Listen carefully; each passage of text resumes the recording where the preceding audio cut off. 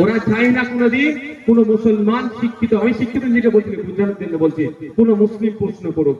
ওরা চায়নি কোনোদিন কোন দলিত প্রশ্ন করুক, ওরা কোনোদিন চায় না কোন আদিবাসী প্রশ্ন করুক, এরা কোনোদিন চায় না। আপনারা জানেন ডক্টর অনিকেত মাহাতো নাম শুনেছেন তো? অভয়াকাণ্ডের সময় যার যে কজনের নাম উঠেছিল মানে প্রতিবাদী হিসাবে ডক্টর অনিকেত মাহাতো ঝাড়গ্রামে। তো ওই ডাক্তার অনিকেত মাহাতো কুর্মী সমাজে ও কলকাতাতে এসে আন্দোলন করবে, আন্দোলনের নেতৃত্ব দেবে, ও ছোট জাত, মানে এইরকম একটা ঘৃণা, ওকে কি মাওবাদী বলে দিয়েছিল। এই ঘৃণা নিয়ে এরা রাত্রে ঘুমায়, ওই জন্য আমাকে সহ্য করতে পারে না। আর আমার লড়াই শুধু মুসলমানের জন্য লড়াই, এটা মাথায় রাখবে। আমার লড়াই দলিত, আদিবাসী, পিছড়ে বর্গের মানুষের জন্য লড়াই। যার উপরে অত্যাচার হচ্ছে, অত্যাচারীর পাশে থেকে যারা অত্যাচার করছে তাদের বিরুদ্ধে আমার লড়াই।